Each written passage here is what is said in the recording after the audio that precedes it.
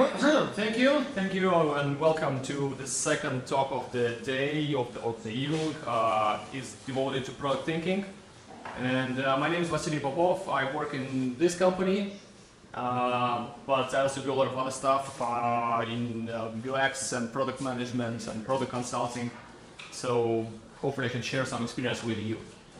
I would like to invite everyone who's standing. You can just find the seats here. There are plenty of a lot of empty seats, so you can just don't be shy and join the rest of the group.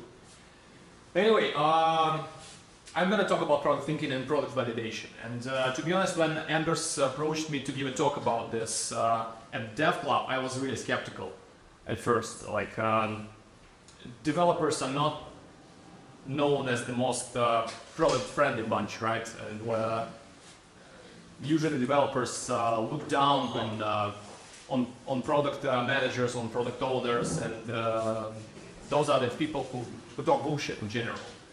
So yeah, let's talk bullshit together today. I'm probably going to cover a lot of things that Roman has said in his talk, but maybe from a different perspective. So let's see if it combines a nice system. And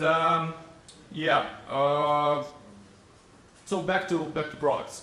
Generally, people are kind of really suck in creating products, and developers more so. And this is not, you guys don't take offense. It's just this is how we are wired. We don't really care about others in general. We don't understand the bigger, broader context unless we are forced to think about it. So when we kind of have an idea, we think if we like it, then other people will like it. If someone likes it, then sure, then there will be more people who like it. And surely, when you build something, and I assume a lot of you want to start your own product or your own startup, or you have an idea that you want to develop. So if you build something and you're like, okay, great, I'm gonna do something amazing now. And if there's someone who accepts your idea, you think, yeah, great, I made it. But some people is not enough. You need a lot of people to actually make a great product. Because products, they need to be popular and make money eventually. So I'll start with product thinking. And product thinking at first sounds a lot like very popular term design thinking. I think it was mentioned today. And they are similar, but not the same. Design thinking focuses on people, on humans, and on human interaction, on usability, on a lot of those things. Product thinking focuses on the outcome. And the idea of product thinking is to allow you to build a great product for those humans. I mean, it basically answers the question of what, right? If we talk about design thinking, we're building like how and what exactly, but here we focus on the outcome. And if you Google product thinking, this is what comes as a definition. Product thinking is a problem-solving methodology for developing valuable solutions for user problems. It's pretty easy to understand, I think, at least to me, but let's unpack it and try to understand what it actually means. It's a known fact that 9 out of 10 startups fail. I mean, even more so, I think. It's like established today. And according to failure exit interviews with startup owners, the #1 leading reason and the mistake for startup failure was the lack of product market fit. I hope that some of you know what it is, but we'll talk more about it. So yeah, that's the quote from that research, but finding product market fit is the actual goal of product thinking. So you take all the methodology around product thinking and you arrive to a great product market fit for your idea, for your service, for the solution, whatever you have in your mind. And a lot of products, a lot of startups, they start with like an idea in founder's head. Oh, what if we, and then what follows is usually a great feature or or something like one of the examples is, what if you create a smart fresh juice squeezer that operates similar to coffee capsules? Like, yeah, you create a juicer without any mess, and it's a good idea, potentially, yeah? So this visionary maybe finds a group of like-minded individuals, or he infects them with his enthusiasm, and he talks about, like, this is the greatest idea ever, we're gonna make millions. I mean, think about it. A glass of fresh juice in the morning, every morning, without any mess. You just press the button, and you have a fresh juice. You don't have to clean your juicer afterwards. You don't have to buy fruits or vegetables for your juice. So great. And tech people look at him like, yeah, maybe he knows what he's talking about. So and tech people, they like challenges.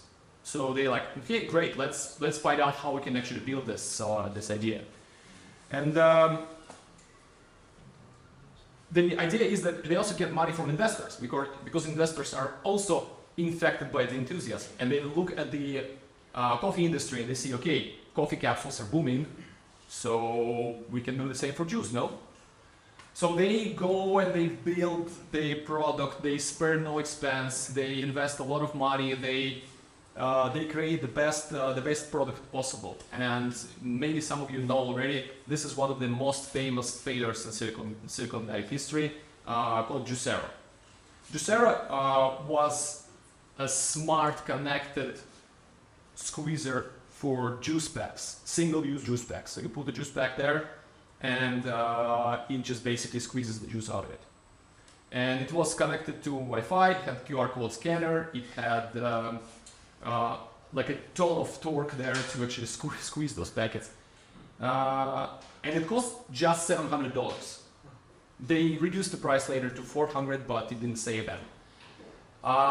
In the review of Bloomberg, they made a troll video where they show that you can just basically take the pack and squeeze by hands. And that's it. You don't need a complicated juicer, you don't need the complicated machine. You just squeeze it by hands, that's it. And the company that got $120 million of investments was very soon over. So back to the product market fit. Essentially, it all boils down to this. There's the company, they say, we have a product, we want to ship X, right? And then there's the market with users, and users say, we actually need Y. Product operates in the solution space, and market lives in the problem space. And usually, there's a gap between them. And the goal of product thinking is to reduce that gap so the business actually ships Y. And that's the whole idea. So we want to make sure that we actually build what the users want and not what they think they want. And this is how I like to define product thinking. Product thinking is the journey from the problem space of the users to the solution space of the business. And the goal of this journey is to reduce the gap between users and business. There's a famous description for startups and products like Juicero. It's a solution in search of a problem. And it's basically one line to describe why most of startups fail. They create solutions in search of a problem. And the thing is, I've personally been there. I've witnessed that firsthand. I built products, and it was a great product, and there was a great team, and only it didn't work. I mean, it worked fine, but there were no customers. Nobody wasn't interested that much. People were like, yeah, we like it as an idea, but maybe. And we were, the whole team was in this constant state of disbelief. Like, how this can be? It's a great product. Maybe the audience, maybe the users are stupid. Maybe we just need to build one more feature. Maybe we need to add that thing that the other guy the other day spoke about. And when we add that thing, he will start using it, and then it will all blow up, and it will create, and it will be a viral effect, and the product will finally launch. Well, the thing is, you can always spot when there is no product market fit, and founders, and especially tech people, they get so invested and so in love with features. Like, the more features, the better. Every single feature adds the value. I mean, I think that was covered as well here today. And they never stop themselves and ask themselves, I mean, is there a problem that we are actually solving with those features? And if you ever said a thing that I want to create an X that does Y, you're missing the whole point of building a product. What you need to be saying is, I want to tackle problem Z by potentially creating an X that does Y. So you start with the problem, and that's the essential part. I think I provide UX and product consulting services for like, what, 10 years, and companies of different sizes approach me, and usually they ask to help with the UX, which is another bit, or they help to flesh out the idea they have for a product. And the first question I always ask them, what is the problem you're solving? In 10 times out of 10, they don't have one. Maybe there is a real problem, but they never thought about that. They just had a great idea of a feature or functionality of a service or whatever. Or maybe they saw a competitor and they say, okay, we can do better. We can just do what they do, but better. And yeah, well, I still can continue to ask, I mean, what is the problem? But usually they problem, who is problems? We have great solutions, so why do you talk about problems? So here's the important mantra of product thinking, like love the problem. You need to speak about problems. You need to infect people with understanding that the problem is important. Yes? You don't believe in creating demand by writing something new. Yeah, build it and they will come, right? That's I don't remember who said that, but sometimes you can create a product that is great and amazing and wonderful, aluminum, and everyone will come and use it, right? It doesn't really work like that. You still need to understand the problem you're solving. I mean, maybe none of the users you will talk to will understand that they have a problem, but you as the entrepreneur, as the creator, as the founder, you will see that problem. And I think that the problem is like the need there, right? Like in broader sense. In the broader sense, yeah, but we will cover some practical aspects of how to arrive to problems. Yeah, so as a takeaway, that's a good list of things to consider why you need to start with the problem first and not with the solution first. So if you start with the solution first, you will spend all your time trying to convince people that it's great. If you start with the solution first, you will get stuck in something obsolete that never helps anyone, and you will actually stop innovating because you will be stuck in your head with your solution. But if you start with the problem, you have a freedom of create multiple solutions. I mean, you have one solution, the second solution, and then tomorrow you will find something else. And if you start with the problem, you don't fall with your idea. You pick the best one. That's also important. And yeah, you have opportunity to innovate. In the past, I was approached a lot, not a lot, but at least 3 times I was approached by people with money or with the team, and they say, we want to build an SS.com killer. I think everyone knows what SS.com is in Latvia, right? Even expats will come here.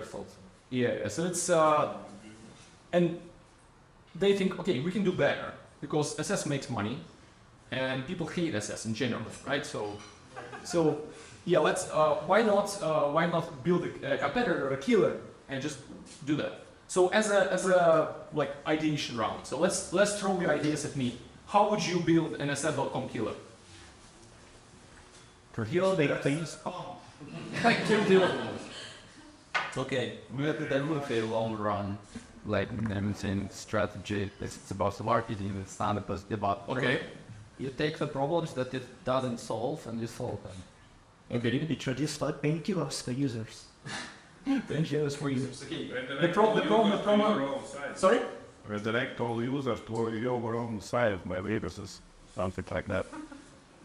You probably cannot do that legally, but yeah, that's a solution. But if you talk about problems that it doesn't solve, so what problem does it doesn't solve? Convenience. Convenience. What about convenience? So what convenience? There is problems. Filtering, advanced filtering, for example, notifications. So there are major features that could be useful. I'm not saying these are killing SSCon, but they could be liked by users. The question is how much effort. I actually saw such a case. There is a big company from Belarus, and we had like old-fashioned each portal based, like similar to this one, and the European country beat them, but it took them 10 years, and now they're bigger. But it was a strategy, it was 10 years of building. Yeah. So yeah. And No. It's not. There's no answer because in the Latvian market, you basically cannot do the just as features, and usually people started with convenience. Okay, we'll introduce notifications. We'll add credit mobile clients to do that. We'll add filtering and sorting. We'll add, I don't know, email newsletters with the great new products that you're looking for. Whatever. I think, okay, I heard that Facebook groups are taking over some market share from SSCon, and I think what it adds is certain trust that SS.com lacks. Free ads, finally. Free ads, yeah. Just one question maybe. Does SSCom has API for prizes? And it's then convenient for just regular users, but it doesn't provide anything. No, It has RSS. And SS.com is famously a very bad company with very bad customer support and with a lack of any respect for the customers. But anyway, the problem with SS.com and build the killer for SS.com is that it doesn't really have that many big problems for customers. So if you think about what our customers of SS.com have as a problem, as a main problem, they want to sell something. So their number one problem is they want to sell something, and other people, they probably want to buy something. So what people who want to sell something, they want to sell it as quick as possible. They want to reach as broader audience as possible. SS.com has the broadest audience in Latvia. So any competitor you would need to build, it needs to be like available on day one for all the people, and all the ads should be there. So it's like a chicken and egg situation. So you don't come to the ads portal if there are no ads, and you don't post anything to ads portal because there are no people who come in there. So I always spoke to those guys who wanted to build a killer. I said, forget about the features. I mean, nobody cares about the features. People will still post to SS.com. You will either need to do it a long run, like really long run, and your money will run out. Or you will need to have a marketing campaign where your new portal will be on every billboard in country for a month, and even that will not be enough. So basically, that's the paradox of SS.com. Yeah. It didn't work out. DevClub.lv, I don't it. So Yeah.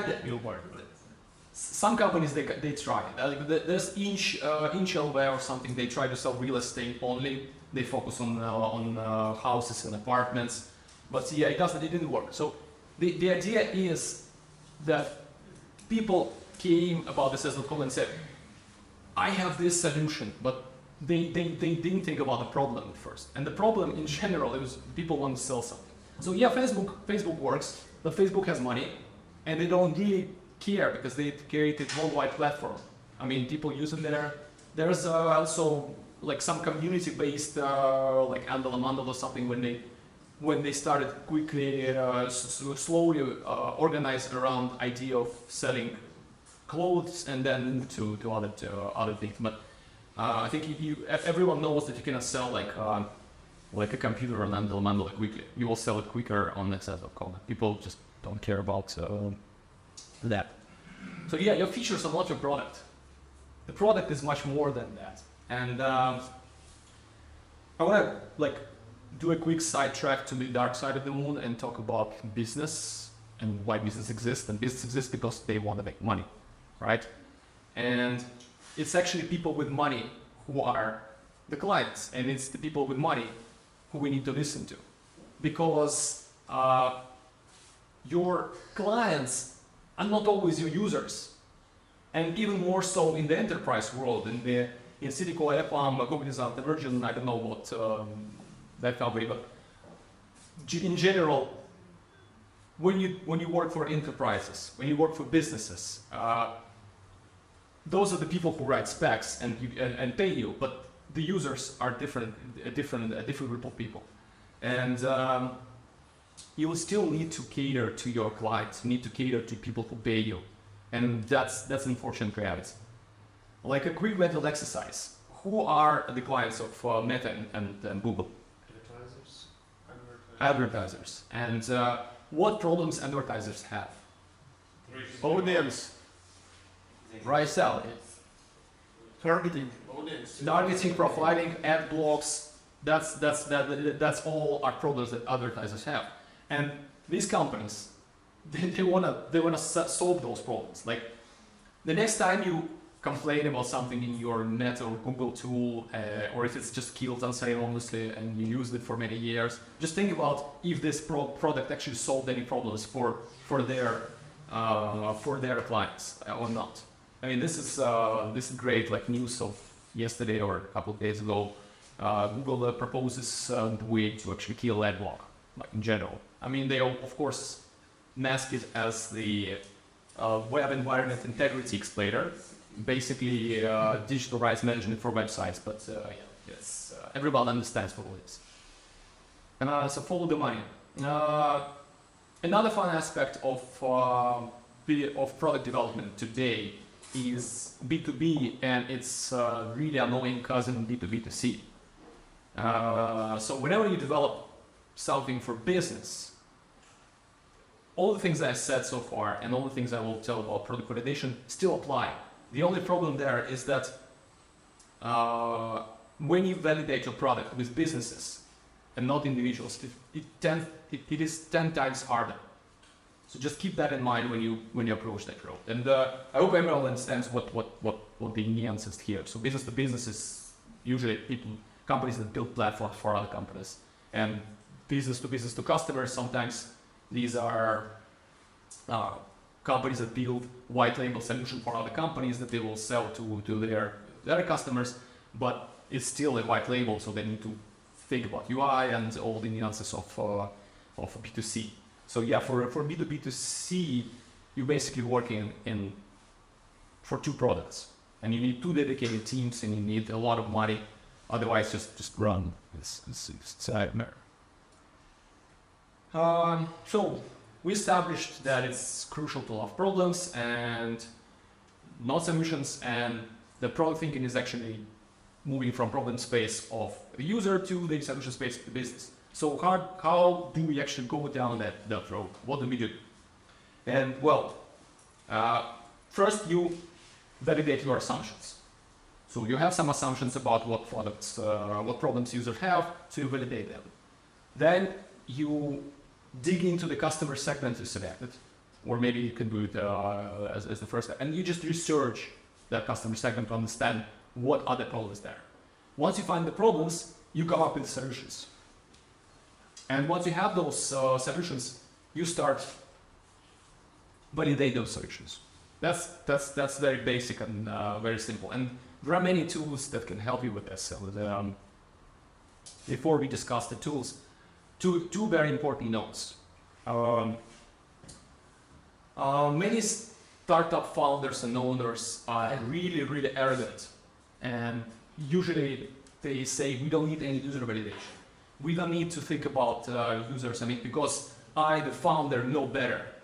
These people are stupid. They don't even know that my revolutionary idea will change their lives. I will create something that basically from the future. And yeah, right. I call this Steve Jobs syndrome. And the important thing that people need to remember that, well, you're not Steve Jobs. And you need to do your research. Because basically, every time you say, I know what my users need, you think you look like that. But in fact, you look like that. The second note I want to give is easy to understand, but very difficult to do for many people, is get out of the damn building. And if you look into any product management, product development, product discovery, book, guide, manual, whatever, it will say get out of the building, because there are no answers in your office, in your building, in your home. The answers are all out there because the clients are out there. And you need to be able to speak to them. And you need to be able to engage them. And the problem, of course, for IT people is that a lot of developers, they chose IT because they're introverts and they don't talk to people in general, or they just dislike the people in general. And unfortunately, if you want to build some great product, you need to be able to actually go and talk to people and ask them questions and engage them and ask their opinion. And even though you will hate it, I mean, it will give you a lot of valuable feedback. Okay, back to practical things. So as I said, there are a lot of different practices, tools, methodologies that you can do when you start your product thinking exercises in your team, in your company. And there's no one size fits all approach. You just pick and choose what you like. Here are just some of the practices that I personally like, and I use them sometimes successfully, sometimes not, but they helped, and I hope you can try some of them and you will just get the appetite for this thing, and you will then be able to try something else and just embrace the process of product thinking. So let's start with jobs to be done. Roman mentioned that jobs to be done is amazing practice in general. It's a way of thinking about your products as something that people hire for to do the job. You form your kind of ideas in this sentence. When something happens, I want to do something so that I can achieve something. So you have situation, motivation, and expected outcome. There are two links here. I don't know if you can see them, but there's this great YouTube video, 4 minutes. The guy from marketing company, he talks about the general approach of jobs to be done. And the idea there is that they were hired by a fast food company to increase the sales of milkshakes. And the fast food company was doing all they needed to do. They did customer research. They talked to people. They asked what people wanted. So they increased the viscosity of milkshakes. They added different tastes. They did whatever. It made zero impact on the sales of milkshakes. So these research companies, they spent like a day in a fast food restaurant, and they observed people who bought milkshakes. And what they found out that like majority of people bought milkshakes in the morning, and that was the only thing they bought. So they later asked those people, so why did you buy this milkshake? Why did you hire a milkshake? And they said, well, I have a long commute. I drive a lot. So my handle wheel, the second hand, is kind of free. So I need to do something. And there's, I had some breakfast, but there's a lot of time until lunch, so I want to eat some. And banana is too quick. Bagel or donut is crumbs, is greasy and crumbs, and it's not convenient to eat behind the wheel. So milkshake is the ideal product to hire for the job. And the job was to actually do something in the car and get your stomach filled. So that is the essential exercise for you to try to start thinking about your product. So what is the job your product is hired for that will be done in the lives of your customers? And the MOMS test, it's an exercise to allow you better talking to your customers. Because many of us start with asking about our idea to our close friends, to family, to mom. And usually our friends like, yeah, that's a great idea, man. Reason. Like, because they like us, and the mom loves you, so she, of course, Connie. I mean, whatever you say is genius because she supports you, she believes in you. But the mom test teaches you to talk to your mom so that she will give you actually real answers. So she will be honest with you. So you talk about her life instead of your idea. You talk about the past and decisions that you made in the past instead of what you think she will do with your product in the future. So yeah, again, there's a 3-minute video explaining this idea, and there's a great article, so you can check them out. Another model for talking to people is 5Ws, 1H, is what, who, why, where, when, and how. It's basically a list of questions that you ask to your users or potential customers, or if you just do research and you want to do a great automated juicer, you just go to people who actually like juice and you ask them those questions, and then they will be able to understand better if there is a problem or not.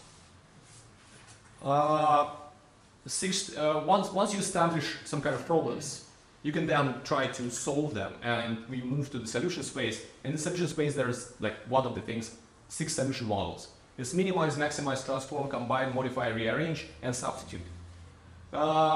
It's again, it's an exercise to do in a group. You just grab your team and you just start thinking about what can be improved, what can be, if there's a problem, how can we solve it with transforming. So Uber for like combine, so we create a super app, like modify and rearrange, so how we move from Evernote to Notion and so on and so forth. Again, I'm not gonna go deeper into this. I'm just giving you tools and you can research them. Once you establish a solution, it's very important to frame your solution as a valid hypothesis. So that's a very simple template. So the idea here is that we believe that building this product for these people will achieve this outcome. And we will know if we are successful when we see this signal from the market. The important thing here that hypothesis should include the measurable result and the measurable goal. If you don't have this, you're just building pipe dream. You're just building castles in the sand and something pretty. You need to be able to know when to stop. Because again, 9 out of 10 startups fail, and you need to know when to stop because you will just waste money. Lean Canvas is born out of Business Canvas, and it's part of Lean Agile, Lean Startup world. And it's another exercise to do in a group. So you have a bunch of founders, you have a bunch of creators, tech, everyone. So all the people who work on the product, you gather them in the room and you come up with this. So you write something in all the quadrants, but you don't do it once and forget. You do it regularly. So you do this, you then start your discovery, you validate your idea, you go back to this and you do another one. So in a year time, you should have 20 of those. And you will see how your idea progressed and how you pivoted multiple times. But you will be able to understand why. There's a variation, like linear canvas from Lean Stack, and this variation talks about coming up with innovations. So you use Lean Canvas to come up with innovations. And the way you do it, first you start with customer segments. Like, where do you want to innovate? Which segment? You take that segment, then you look, okay, who can be early adopters? Who will be the people who will love the product you can start with? You take those early adopters, and then you look at what these early adopters use today. In that segment, what some of the early adopters use as the products today. And when you look at those products, you understand what kind of problems those people actually have. Because products are hired to do a job. Products are hired to solve a problem. So that is the backwards way to come up with some ideas of how you can actually infiltrate that market. Entity mapping. Like, I see a lot of people in IT, in startups, they start with personas, and I personally hate personas. I think personas are stupid. And if I don't ever see another persona in my life, I will be happy. But people are insistent on using them. But if you want to build like an alternative to persona, use entity mapping. Just as a group, put this on the whiteboard and put post-it notes on it. Like, what do your customers think and feel? What do they see? What do they say and do? What they hear? What are their pains and gains? I mean, basically, you describe the person you want to cater to, and you will be able to understand, okay, what are the problems there? And after that, you move to unique value proposition canvas. which is another great exercise. I've done this with stakeholders, with IT people and with designers in one room, and people were really skeptical at first, but they walked out of the room like with mind blowing. I mean, they never thought about some of the aspects they heard, and they never thought about framing their product as something that should be mapped to the gains and pains and jobs of the customer. So you start with the customers, as we established. Start with the jobs and pains and gains, and then you map those to your product. You see if things you do, they actually address those things. And if you see that there's a correlation, then you onto something. And design sprints. Design sprints were created by Google Venture Guides. It's basically venture capitalists fund from Google. And don't confuse it with Scrum and just creating like 2 weeks dedicated design exercise. Now, no, design sprint is a very specific methodology that is meant to be done in 5 days with the business, with everyone. And it's very powerful. It's one of the most powerful exercises that I've done in my life with different companies. And it allows you to ideate, create, sketch, test and validate all in the space of 1 week. And even if you do just first 3 days and combine them into like, I don't know, 2 days, it's still possible. It will still be very valuable to make sure that all your stakeholders that you're talking to actually are on the same page. If you have partners in your startup and you argue all the time, just do this. You will be able to understand what is the thing you need to be doing actually. Once you have prepared the product, idea, hypothesis, whatever, so you have some sort of value proposition. So what is it you're selling to the customer? Before you start building it, test it. How to test it? These are some tools. Put online ads. Just basically put an online ad for a product that leads to the fake landing page. On the landing page, there's a button, I want to subscribe. Record the number of clicks. Record the conversion. Change your messaging. See if it affects your conversion. And you don't have to write a single line of code. This is all done automatically these days. But you can actually do this, and you can gather maybe some emails from the customers who are interested in that project, and you can engage them and try to talk to them. So just don't waste money. I mean, there was a lot of money in Silicon Valley. There's much less money left yet. So yeah. Two online tools before I wrap up. Usabilityhub.com is one of the greatest and simplest things you can try. What it allows you to do is allows you to do these things here. 5-second test. You put your landing page or your screen or whatever you want, just static screenshot in front of 100,000 people that you target, like men, women, age, whatever. And they will look at it for 5 seconds. And after that, they will need to describe what they saw. Usually it works well for landing page. So if you build a product, you want to make sure the attention of your user who comes from the landing page is grabbed in the 5 seconds. Is that in 5 seconds time, they need to understand what is this that I'm looking at. Otherwise, they just move on. So this is the way to test if you actually have the right landing page. Preference test is just showing them 2 pictures, and they will choose one. It can be feature, poster, logo, whatever. First click test, the same. So landing page, where the users will click first and why. And probability testing is just putting a bunch of screens together and putting people to click through that. Another tool is usertesting.com, so online service. It's much more expensive, but if you're in a position when you have some money, that is very valuable because you're actually getting to engage those people. In the previous one, it's a random, and you don't really know those people. Here we talk to those people. Those people have tools to record the sessions, how they use your application, website, desktop app, whatever. So they just go there and they record, they describe what they do it professionally, so they can understand. And you can hire from different segments from it. And there's a lot of other things. But as I said, yeah, that costs like not arm and leg, but quite a lot. So yeah, that's it from me.